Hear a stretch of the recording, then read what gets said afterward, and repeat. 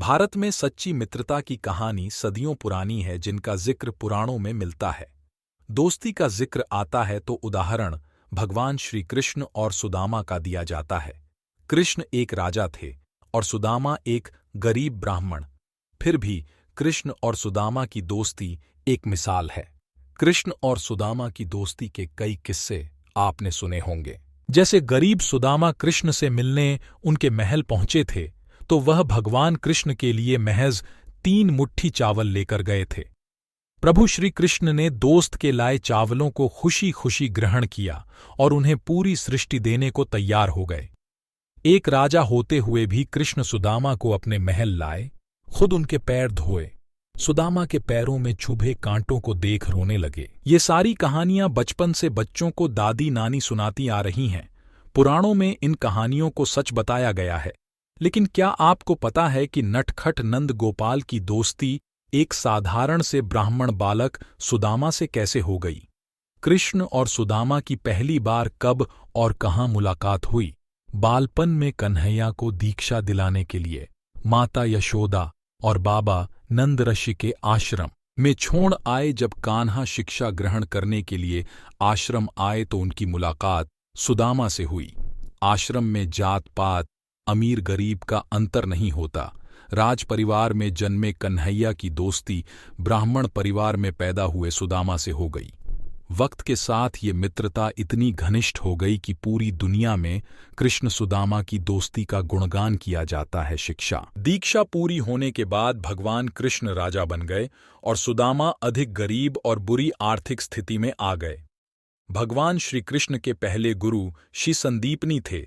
ऋषि संदीपनी का आश्रम मध्य प्रदेश के उज्जैनवंतिका में था। श्री कृष्ण के साथ ही उनके बड़े भाई बलराम और सुदामा ने भी ऋषि संदीपनी के आश्रम में शिक्षा दीक्षा ली थी। आश्रम में श्री कृष्ण ने वेद और योग की शिक्षा के साथ 64 कलाओं की शिक्षा ली थी। ऋषि संदीपनी के आश्रम में ही सुदामा से कृष्ण जी की दोस्ती हुई थी। आश्रम से शिक्षा लेने के बाद श्री कृष्ण मथुरा आ गए और बाद में द्वारका के राजा बनकर वहीं बस गए। सुदामा भी आश्रम से शिक्षा दीक्षा के बाद अपने ग्राम अस्मावतीपुर, जो वर्तमान में पोरबंदर हैं, आ गए और भिक्षा मांगकर अपने परिवार का पालन पोषण करने लगे। कहा जाता है कि सुदामा एक दिन में सिर्फ 5 घरों से ही भिक्षा मांगते थे। अगर इन घरों से कुछ मिल जाता तो परिवार का पेट भर जाता, वरना भूखे ही सोना पड़ता। उनकी दरिद्रता बहुत अधिक बढ़ गई तो सुदामा की पत्नी सुशीला ने उन्हें द्वारका के राजा यानी सुदामा के मित्र श्री कृष्ण से मदद मांगने को कहा। पहले तो सुदामा ने मना किया, लेकिन बाद में पत्नी की बात मानकर वह द्वारका की ओर चल पड़े। सुदामा इस बात को लेकर चिंतित थे कि जब सालों बाद वह अपने बाल सखा से मिलेंगे तो कन्हैया को भेंट में देने के लिए उनके पास कुछ भी न होगा। सुदामा की पत्नी ने इस बात को समझते हुए पड़ोस के घर से कुछ मुट्ठी चावल मांगकर पोटली बनाकर सुदामा को दे दी। जब वह नंगे पग और तन ढकने के लिए फटी धोती पहन कृष्ण के महल के सामने आए और द्वारपाल से कहा कि वह केशव के मित्र हैं, तो हर कोई उन पर हंसने लगा। लेकिन सुदामा ने द्वारपाल से श्री कृष्ण के समक्ष उनका संदेश ले जाने की विनती की।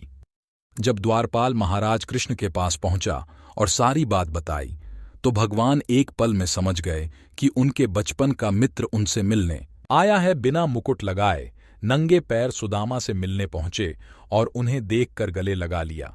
2 मित्र सालों बाद एक राजा और गरीब ब्राह्मण के रूप में एक दूसरे मिले, लेकिन उनके दिल में एक दूसरे के लिए असीम स्नेह था।